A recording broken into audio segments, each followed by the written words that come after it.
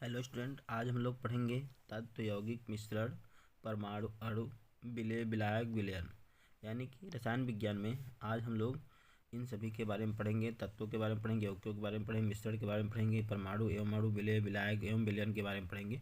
तो इससे भी आपका जो है सारे एग्जामों में, कोई भी एग्जाम हो, सब में कहीं ना कहीं एक दो क्वेश्चन आ जाते हैं। तो हम लोग बिना देरी किए इसको आगे देखते हैं। केमिस्ट्री का सेकंड टॉपिक तत्व यौगिक और मिश्रण के बारे में पढ़ेंगे। तो इसमें हम देखेंगे कि आखिर तत्व किसे कहते हैं, यौगिक किसे कहते हैं और मिश्रण किसे, आखिर तत्व किसे कहते हैं, यौगिक किसे कहते हैं और मिश्रण किसे कहते हैं। और इसी के साथ हम विलयन, विलय और विलायक के बारे में भी पढ़ेंगे।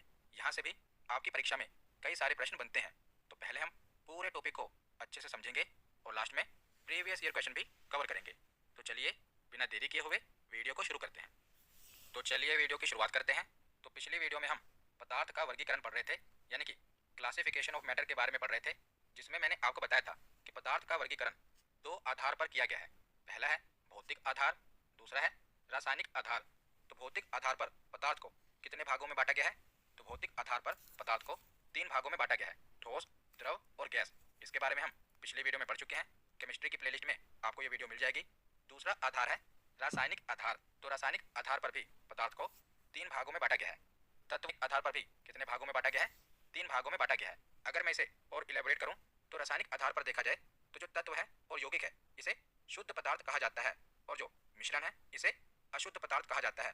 तो ये भी याद रखेगा कि जो तत्व है यानी एलिमेंट है और कंपाउंड है ये शुद्ध पदार्थ है, और जो मिश्रण है नाम से ही क्लियर है मिक्सचर, तो जो मिक्सचर है ये अशुद्ध पदार्थ है। तो एक एक करके हम अब तत्व, यौगिक और मिश्रण के बारे में पढ़ते हैं। तो सबसे पहले है तत्व यानी कि एलिमेंट। तो तत्व किसे कहते हैं? तो तत्व वे शुद्ध पदार्थ हैं जो एक ही प्रकार के परमाणुओं से निर्मित होते हैं, यानी कि एक ही प्रकार के एटम से बने होते हैं। उदाहरण के रूप में ऑक्सीजन, सोना, चांदी और लोहा, ये किसके उदाहरण हैं?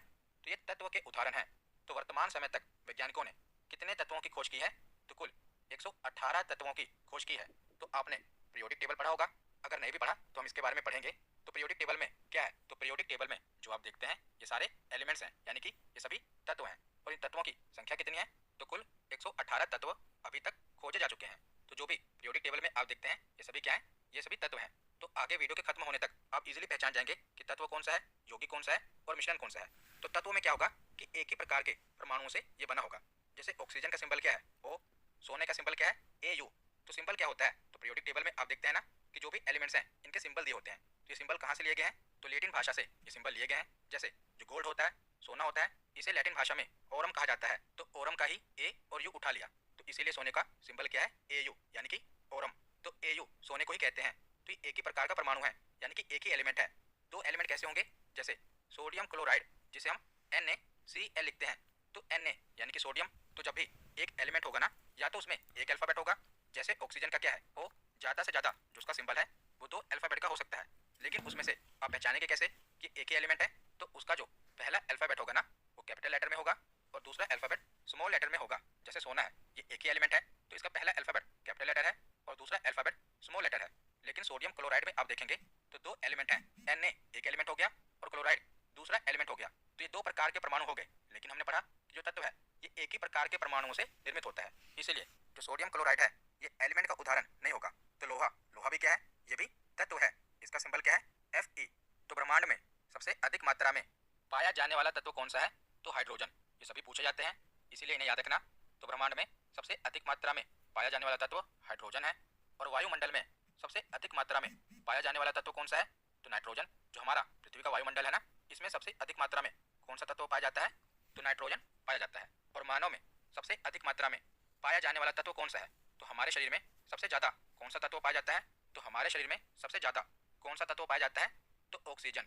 और पृथ्वी के भूपर्पट्टी पर, यानी कि जो अर्थ का क्रस्ट है, इस पर सबसे अधिक मात्रा में पाया जाने वाला तत्व कौन सा है? तो ये भी ऑक्सीजन है। अगर आपसे पूछा जाए कि वायुमंडल में सबसे अधिक मात्रा में कौन सा तत्व पाया जाता है? तो नाइट्रोजन है। लेकिन अगर आपसे पूछा जाए कि पृथ्वी की भूपर्पट्टी पर सबसे अधिक मात्रा में कौन सा तत्व पाया जाता है? तो वो ऑक्सीजन है। तो बार बार परमाणु की बात हो रही है, तो परमाणु क्या होता है? तो किसी भी पदार्थ की सबसे छोटी इकाई जो स्वतंत्र अवस्था में नहीं पाई जाती, बल्कि जो रासायनिक अभिक्रिया यानी कि केमिकल रिएक्शन में भाग ले सकती है, उसे परमाणु कहा जाता है। तो इस ब्रह्मांड में जो भी पदार्थ उपस्थित है ना, पदार्थ क्या होता है ये पिछली वीडियो में मैंने आपको बताया था, फिर भी बता देता हूँ कि पूरे ब्रह्मांड में आप जो भी चीजें देखते हैं जो कि स्थान घेरती हैं और जिनका अपना द्रव्यमान होता है, याद रखिएगा, जो भी चीजें स्थान घेरती हैं और उनका अपना द्रव्यमान होता है उन्हें पदार्थ कहा जाता है। और जो परमाणु होते हैं ना, ये किसी भी पदार्थ की सबसे छोटी इकाई होते हैं। तो जैसे आपके हाथ में अभी मोबाइल है, तो मोबाइल को अगर आप तोड़ना शुरू कीजिए तो इसकी सबसे छोटी इकाई यानी कि सबसे छोटा जो कण है, इसकी सबसे छोटी इकाई है वो क्या होगी, वो परमाणु है यानी कि एटम है। और अणु क्या है, मोलिक्यूल क्या है, तो अणु दो या दो से अधिक परमाणुओं से मिलकर बना होता है और ये प्रकृति में स्वतंत्र अवस्था में पाया जाता है। तो तत्व, परमाणु और अणु तीनों को एक साथ देख लेते हैं। तो यह तत्व जैसे लोहा है, लोहे की जो छड़ होती है वो क्या है, वो तत्व है, क्योंकि वो एक ही प्रकार के यानी कि लोहे के परमाणुओं से बनी होती है, तो वो तत्व है। और इधर आप देख रहे हैं कि ये हाइड्रोजन का एक परमाणु है और ये भी हाइड्रोजन का एक परमाणु है। दोनों को जोड़ दिया जाए तो H प्लस H क्या बनेगा, H2 बनेगा। तो हाइड्रोजन के दो परमाणु मिलकर हाइड्रोजन का एक अणु बनाते हैं। मैंने आपको बताया ना कि अणु क्या होता है, दो या दो से अधिक परमाणुओं से मिलकर बना होता है। तो हाइड्रोजन के दो परमाणु मिलकर क्या बनाएंगे, हाइड्रोजन का एक अणु बनाएंगे। तो आशा करता हूँ आपको तत्व, परमाणु और अणु इनमें अंतर क्या है ये समझ आ गया होगा। तो तत्व के बाद आगे हम यौगिक के बारे में पढ़ते हैं, यानी कि कंपाउंड के बारे में पढ़ते हैं। तो कंपाउंड किसे कहते हैं, तो जब दो अथवा दो से अधिक तत्वों को एक निश्चित अनुपात में यानी कि फिक्स्ड प्रोपोर्शन में मिलाया जाता है तो उसे कंपाउंड कहा जाता है। यौगिक का निर्माण होता है तो क्या होता है, इसमें दो तत्वों को एक निश्चित अनुपात में मिलाया जाता है। जैसे जल, जल का केमिकल फॉर्मूला क्या है, H2O। तो इसमें क्या हुआ, हाइड्रोजन और ऑक्सीजन को एक निश्चित अनुपात में मिलाया गया ना, तो इसीलिए से कंपाउंड कहा जाएगा। कंपाउंड में क्या होता है, दो अथवा दो से अधिक तत्व को एक निश्चित अनुपात में मिलाया जाता है। जैसे जल में क्या होता है, हाइड्रोजन तथा ऑक्सीजन के अणुओं के मध्य 2 और 1 के अनुपात में संयोजन होता है। आपने अगर एक गिलास पानी लिया है तो जो आप पानी पियेंगे उसमें हाइड्रोजन और ऑक्सीजन का अनुपात कितना होगा, तो 2 अनुपात 1 ही होगा। चाहे आप उसमें से एक चम्मच भी पानी निकाल लीजिए तब भी उसका अनुपात सेम होगा। तो इसीलिए इसे कंपाउंड कहा जाता है। तो याद रखिएगा, जिसका भी केमिकल फॉर्मूला होगा, रासायनिक सूत्र होगा, वो हमेशा कंपाउंड होगा। तो उसे याद रखने का यही आसान तरीका है कि जब आपको दो एलिमेंट या दो से अधिक एलिमेंट दिखाई दें और उनका एक फॉर्मूला हो तो उसे क्या कहा जाएगा, कंपाउंड कहा जाएगा। जैसे जल का केमिकल फॉर्मूला क्या है, H2O। तो इसमें दो एलिमेंट है ना, हाइड्रोजन और ऑक्सीजन। इसमें हाइड्रोजन के अणु कितने हैं, 2 हैं और ऑक्सीजन का 1 है। तो ये केमिकल फॉर्मूला हो गया और इसमें 2 तत्व हैं। तो ये किसका उदाहरण होगा, तो ये कंपाउंड का उदाहरण होगा। जैसे दूसरा उदाहरण है सोडियम क्लोराइड का। तो Na सोडियम है, एक तत्व हो गया, और Cl क्लोराइड है, दूसरा तत्व हो गया। तो जब 2 या 2 से अधिक तत्व हों और उनका केमिकल फॉर्मूला हो तो उसे क्या कहा जाएगा, कंपाउंड कहा जाएगा। तो ये भी कंपाउंड है। तीसरा फॉर्मूला है एल्यूमिनियम ऑक्साइड का। तो इसमें भी 2 एलिमेंट हैं, एल्यूमिनियम और ऑक्सीजन, जो कि 2 और 3 की रेशो में है। तो ये भी क्या होगा, तो ये कंपाउंड होगा। तो याद रख लीजिएगा, जब भी 2 या 2 से अधिक एलिमेंट हो और उनका केमिकल फॉर्मूला बन रहा हो तो हमेशा कंपाउंड होगा। तो कंपाउंड के बाद हम मिक्सचर के बारे में पढ़ते हैं, यानी कि मिश्रण के बारे में पढ़ते हैं। तो जब 2 या 2 से अधिक पदार्थों को किसी भी अनुपात में मिला दिया जाए तो उसे मिश्रण कहा जाएगा। तो हमने सबसे पहले तत्व पढ़ा जिसमें हमने देखा कि एक ही परमाणु होगा। कंपाउंड में हमने क्या देखा कि 2 या 2 से अधिक परमाणु हो सकते हैं, लेकिन उनके बीच में फिक्स रेशो होना चाहिए, फिक्स प्रोपोर्शन होना चाहिए। और मिश्रण में क्या है कि 2 या 2 से अधिक तत्व तो होंगे, पदार्थ तो होंगे, लेकिन उनके बीच में कोई फॉर्मूला नहीं होगा, यानी कि कोई निश्चित अनुपात नहीं होगा। तो उसे क्या कहा जाएगा, तो उसे मिश्रण कहा जाएगा। तो मिश्रण में उनके अवयवी तत्वों का गुण मौजूद होता है। जैसे उदाहरण क्या है, तो शरबत। तो शरबत क्या है, मिश्रण है पानी, चीनी और नींबू का। तो इनके बीच में बताइए क्या कोई फिक्स रेशो होती है, यानी कि कोई अनुपात होता है कि एक गिलास पानी में केवल 2 ही चम्मच चीनी डालनी है। इनके बीच में कोई अनुपात तो नहीं होता ना। अगर किसी को ज़्यादा मीठा शरबत पीना है तो 3 चम्मच चीनी भी डाल सकता है, अगर किसी को कम मीठा शरबत पीना है तो 2 चम्मच चीनी भी डाल सकता है। यानी इनके बीच में कोई फिक्स प्रोपोर्शन नहीं है, इसीलिए क्या है, मिश्रण है। जैसे चाय, शरबत और हवा, ये किसका उदाहरण है, तो ये मिश्रण का उदाहरण है। अब हम मिश्रण के प्रकार देख लेते हैं। तो मिश्रण द्रवों, ठोस और गैसों के आपस में मिलाने की क्रिया तथा इस प्रकार उत्पन्न पदार्थों को कहते हैं। तो मिश्रण को भी मुख्य रूप से 2 भागों में बांटा गया है। तो मिश्रण कितने प्रकार के होते हैं, 2 प्रकार के होते हैं। पहला प्रकार है समांगी मिश्रण, जिसे होमोजीनियस मिक्सचर कहा जाता है। दूसरा प्रकार है विषमांगी मिश्रण, जिसे हेट्रोजीनियस मिक्सचर कहा जाता है। तो सबसे पहले समांगी मिश्रण के बारे में पढ़ते हैं कि आखिर समांगी मिश्रण क्या होता है। तो ऐसे मिश्रण जिनके अवयवी कणों को अलग अलग करके नहीं देखा जा सकता, जैसे नमक के जलीय विलयन को नमक और जल में अलग अलग नहीं देखा जा सकता, यह एक समांगी मिश्रण का उदाहरण है। तो समांगी मिश्रण में क्या होगा कि जो भी मिश्रण होगा ना, उन्हें अलग अलग करके नहीं देखा जा सकता। जैसे जल और चीनी का मिश्रण, जब आप जल में चीनी को पूरी तरह से घोल देते हैं तो बताइए आपको जल में चीनी दिखाई देती है, नहीं दिखाई देती ना। तो इसे क्या कहेंगे, समांगी मिश्रण कहेंगे। जिनके अवयवी कणों को अलग अलग नहीं देखा जा सकता उसे समांगी मिश्रण कहा जाता है। जैसे जल एवं चीनी का मिश्रण, जल एवं नमक का मिश्रण। जल में जब आप नमक को पूरी तरह से घोल देते हैं तो नमक भी दिखाई नहीं देता। तो जल एवं नमक का मिश्रण, एल्कोहल तथा जल का मिश्रण और जो मिश्र धातुएं होती है ना, वो भी समांगी मिश्रण के ही उदाहरण है। जैसे जो पीतल होता है ये तांबा और जिंक से मिलकर बना होता है। तो जब पीतल बन जाता है तो क्या आपको उसमें से तांबा और जिंक अलग अलग दिखाई देते हैं? नहीं दिखाई देते ना। तो जो मिश्र धातुएं होती हैं ये किसमें आती हैं? ये समांगी मिश्रण का उदाहरण है। उसके बाद हम देखते हैं विषमांगी मिश्रण। तो विषमांगी मिश्रण कौन सा होता है? तो ऐसे मिश्रण जिनके अवयवी कणों को अलग अलग देखा जा सकता है। जैसे पानी के ऊपर तेल डालने पर, हिलाने पर भी तेल जो होता है वो पूरी तरह से पानी में नहीं मिलता, बल्कि जो तेल होता है ये पानी के ऊपर ही रह जाता है और पानी के नीचे नहीं बैठ पाता। तो पानी और तेल को अलग अलग कर सकते हैं। तो इसे कौन सा मिश्रण कहेंगे? तो इसे विषमांगी मिश्रण कहेंगे। जिनमें हम जब भी दो पदार्थों को आपस में मिलाएंगे ना, तो दोनों पदार्थों को अलग अलग करके देख सकते हैं। तो उन्हें कौन सा मिश्रण कहा जाएगा? विषमांगी मिश्रण कहा जाएगा। जैसे रेत तथा जल का मिश्रण, जब आप पानी में रेत डालेंगे तो थोड़ी देर बाद क्या होगा कि जो रेत है पानी के नीचे बैठ जाएगी। तो इसे कौन सा मिश्रण कहेंगे? विषमांगी मिश्रण कहेंगे। दूसरा उदाहरण है पेट्रोल और जल का मिश्रण। तो बताइए, जब जल में पेट्रोल को मिलाएंगे तो आप पेट्रोल और जल को अलग अलग देख सकते हैं ना। तो इसे कौन सा मिश्रण कहा जाएगा? विषमांगी मिश्रण कहा जाएगा। तीसरा उदाहरण है तेल और जल का मिश्रण। तो आसानी से आप याद कर सकते हैं कि समांगी मिश्रण क्या है कि जब दो या दो से अधिक पदार्थों को मिलाया जाएगा तो वो आपस में पूरी तरह से मिल जाएंगे, यानी कि आप उन्हें अलग अलग करके नहीं देख पाएंगे। लेकिन जो विषमांगी मिश्रण होता है, जब इसमें दो या दो से अधिक पदार्थ मिलाए जाएंगे तो आप उन्हें अलग अलग करके देख सकते हैं। तो इसे विषमांगी मिश्रण कहा जाएगा। तो आगे अब हम जो भी हमने पढ़ा उन्हें एक साथ देख लेते हैं। तत्व, यौगिक और मिश्रण। तो कैसे पता चलेगा कि वो तत्व है? तो तत्व में एक ही प्रकार का परमाणु होगा और पीरियोडिक टेबल में जो भी आप देखते हैं वो तत्व है। जैसे एल्यूमिनियम, हाइड्रोजन, ओरम यानी कि सोना, ये क्या है? तत्व है। यौगिक की पहचान कैसे होगी? तो दो या दो से अधिक तत्व होंगे और उनसे एक फॉर्मूला बन रहा होगा, केमिकल फॉर्मूला बन रहा होगा। जैसे H2O, ये जल का फॉर्मूला है। दूसरा है एल्यूमिनियम ऑक्साइड, जिसका केमिकल फॉर्मूला है Al2 और O3। तो जब दो या दो से अधिक तत्व हों और उनके बीच में फॉर्मूला बन रहा हो तो उसे यौगिक कहा जाएगा। लेकिन जब दो या दो से अधिक तत्व हों लेकिन उनके बीच में कोई फॉर्मूला ना बन रहा हो तो उसे क्या कहा जाएगा? तो उसे मिश्रण कहा जाएगा। जैसे शरबत या वायु, ये किसका उदाहरण है? तो ये मिश्रण का उदाहरण है। तो आशा करता हूँ आपको तत्व क्या है, यौगिक क्या है और मिश्रण क्या है इसके बारे में समझ आ गया होगा। अब आगे हम विलयन, विलय और विलायक के बारे में पढ़ते हैं। तो विलयन क्या होता है, यानी कि सॉल्यूशन क्या होता है? तो दो या दो से अधिक पदार्थ का समांगी मिश्रण विलयन कहलाता है। तो विलयन भी किसका उदाहरण है? तो यह भी समांगी मिश्रण का ही उदाहरण है।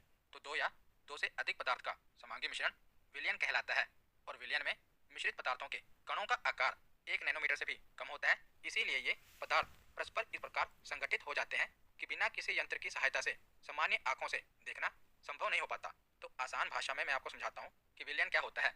तो जैसा कि आप ये डायग्राम देख रहे हैं, तो विलयन यानी सॉल्यूशन क्या होगा? तो ये दो या दो से अधिक पदार्थों का मिश्रण होगा। जैसे यहाँ पर हमने जो उदाहरण लिया है, ये नमकीन पानी का उदाहरण लिया है, जिस पानी में नमक घोला गया हो। तो नमकीन पानी यानी कि सोल्ट वाटर क्या है? तो ये विलयन है। तो विलय यानी कि सोल्यूट क्या होता है? तो जिसे घोला जाएगा, जैसे कि नमक है, ये क्या है? विलय है। तो जो नमक है ये विलायक में विलय हो जाएगा। नमक क्या होगा? पानी में घुल जाएगा। तो पानी क्या है? विलायक है। तो नमक विलय होगा, यानी कि जो भी विलायक में घुल जाए उसे विलय कहा जाता है। तो विलायक क्या होगा? पानी होगा। और इन दोनों के मिश्रण से क्या बनेगा? सोल्ट वाटर बनेगा, नमकीन पानी बनेगा, जिसे विलयन कहा जाता है। तो यही मैंने आपको समझाया कि दो या दो से अधिक पदार्थ का समांगी मिश्रण क्या कहलाता है? विलयन कहलाता है। और मैंने आपको बताया कि विलयन में मिश्रित पदार्थों के जो कणों का आकार होगा वो 1 नैनोमीटर से भी कम होगा। यानी कि जब नमक पानी में घोला जाएगा तो इसका घोलने के बाद जो आकार होगा वो 1 नैनोमीटर से भी कम होगा, जिसे हम केवल किसी यंत्र की सहायता से देख सकते हैं। अपनी सामान्य आंखों से हम जब पानी में नमक पूरी तरह से घुल जाए तो उसे नहीं देख सकते। तो नमकीन पानी क्या होगा? विलयन होगा। अब हम विलायक के बारे में पढ़ते हैं, जिसे सोलवेंट कहते हैं। तो वह पदार्थ जिसमें अन्य पदार्थों को घोलने की, डिसोल्व करने की क्षमता होती है, उसे विलायक कहा जाता है। और किसी विलयन में सर्वाधिक मात्रा किसकी होती है? तो विलायक की ही सर्वाधिक मात्रा होती है। और विलयन के अन्य पदार्थ इसी में घुले होते हैं। जैसे विलायक के क्या क्या उदाहरण है? जल, एसिटिक अम्ल और इथेनॉल, ये किसके उदाहरण है? तो ये विलायक के उदाहरण है, क्योंकि इनमें किसी भी पदार्थ को घोलने की क्षमता होती है, अपने में मिलाने की क्षमता होती है, तो इन्हें विलायक कहा जाएगा। उसके बाद है विलय यानी कि सोल्यूट। तो विलय किसे कहा जाएगा? तो वे पदार्थ जो विलायक में घुले रहते हैं विलय कहलाते हैं। तो किसी विलयन में विलायक की तुलना में विलय की मात्रा कम होती है। तो जाहिर सी बात है, जब पानी में आप नमक घोलेंगे तो पानी की मात्रा ज़्यादा होगी, विलायक की मात्रा ज़्यादा होगी, और जो नमक है यानी कि विलय है, इसकी मात्रा कम होगी। तो विलय के उदाहरण है नमक और चीनी। तो चीनी क्या है? विलय है। पानी क्या है? विलायक है। और इन दोनों का मिश्रण क्या कहलाएगा? विलयन कहलाएगा। तो यहाँ पर हमारा थियरी सेक्शन कंप्लीट होता है। अब हम प्रीवियस ईयर क्वेश्चन देखते हैं। तो पहला प्रश्न है कि निम्नलिखित में से कौन सा तत्व हमारे ब्रह्मांड में सबसे अधिक मात्रा में पाया जाता है। तो बताइए कौन सा ऐसा तत्व है जो हमारे ब्रह्मांड में सबसे अधिक मात्रा में पाया जाता है। तो इसका सही जवाब होगा हाइड्रोजन। हाइड्रोजन ऐसा तत्व है जो हमारे ब्रह्मांड में सबसे अधिक मात्रा में पाया जाता है। तो ऑप्शन डी इसका सही जवाब होगा। अगला प्रश्न है कि मानव शरीर में पाया जाने वाला सबसे प्रचुर तत्व कौन सा है। तो हमारे शरीर में कौन सा तत्व है जो सबसे अधिक मात्रा में पाया जाता है। तो इसका सही जवाब होगा ऑक्सीजन। ऑप्शन ए इसका सही जवाब है। अगला प्रश्न है कि निम्नलिखित में से कौन सा तत्व है। तो बताइए इसमें से कौन सा तत्व है NH3। तो ये एक फॉर्मूला है, तो ये तो यौगिक होगा। Fe, हाँ ये Fe ये तो लोहे का सिंबल है, तो ये एक एलिमेंट है। तो इसका सही जवाब क्या होगा। ऑप्शन बी लोहा एक तत्व है। अगला प्रश्न है कि निम्नलिखित में से वायु क्या है।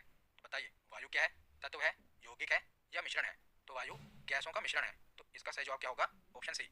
अगला प्रश्न है कि निम्नलिखित में से मिश्रण है। तो आपको बताना है कि इनमें से मिश्रण कौन सा है, पीतल, जस्ता, सोना या तांबा। तो इनमें से मिश्रण कौन सा है। तो पीतल, क्योंकि पीतल एक मिश्र धातु है जो कि तांबे और जिंक को मिलाने से बनती है। तो इसका सही जवाब क्या होगा। ऑप्शन ए पीतल। अगला प्रश्न है कि विभिन्न तत्वों के निश्चित अनुपात में संयोग पर क्या प्राप्त होता है। तो निश्चित अनुपात के संयोग से हमें क्या प्राप्त होता है। तो इसका सही जवाब होगा यौगिक। हमने पढ़ा था ना कि जो यौगिक है ये तत्वों के निश्चित अनुपात से प्राप्त होता है। तो इसका सही जवाब क्या होगा। ऑप्शन ए यौगिक। अगला प्रश्न है कि निम्नलिखित में से कौन सा एक समांगी मिश्रण है। स्टार्च का विलयन, पानी में छाछ, नाले का पानी या पानी में शर्करा। कौन सा एक समांगी मिश्रण है। तो इसका सही जवाब होगा ऑप्शन डी पानी में शर्करा का मिश्रण यानी कि शक्कर का मिश्रण। तो इसका सही जवाब क्या होगा। Option D. अगला प्रश्न है कि नमक डैश का उदाहरण है, तत्व, यौगिक या मिश्रण। तो नमक किसका उदाहरण है। तो नमक यौगिक का उदाहरण है। इसका फॉर्मूला क्या है NaCl। तो नमक किसका उदाहरण है। तो ये यौगिक का उदाहरण है। ऑप्शन बी इसका सही जवाब होगा। अगला प्रश्न है कि कोला में बर्फ के टुकड़े किसका उदाहरण है। विषमांगी मिश्रण, समांगी मिश्रण, घटकों का मिश्रण या इनमें से कोई नहीं। तो कोला में जो बर्फ के टुकड़े हैं ये जब तक पिघलेंगे नहीं किसका उदाहरण होंगे, विषमांगी मिश्रण का उदाहरण होंगे। लेकिन कोला में जल का मिश्रण किसका उदाहरण है, समांगी मिश्रण का उदाहरण है। लेकिन यहाँ पूछा गया है कि कोला में बर्फ के टुकड़े का मिश्रण किसका उदाहरण होगा। क्योंकि हमें कोला और बर्फ दोनों अलग अलग दिखाई दे रहे हैं, तो किसका उदाहरण होगा। तो ये विषमांगी मिश्रण का उदाहरण होगा। ऑप्शन ए इसका सही जवाब है। अगला प्रश्न है कि निम्नलिखित में से कौन सा एक समांगी मिश्रण है। तो आपको समांगी मिश्रण बताना है, जल में सीमेंट, जल में चीनी, शर्करा और रेत या इनमें से कोई नहीं। तो जल में चीनी ये किसका उदाहरण होगा, ये समांगी मिश्रण का उदाहरण होगा। तो ऑप्शन बी इसका सही जवाब है। अगला प्रश्न है कि जल और नमक के घोल में विलय कौन सा है। तो आपको ये बताना है कि इनमें से विलय कौन सा है, जल या नमक। तो इनमें से नमक क्या होगा। तो नमक विलय होगा। तो इसका सही जवाब होगा ऑप्शन बी।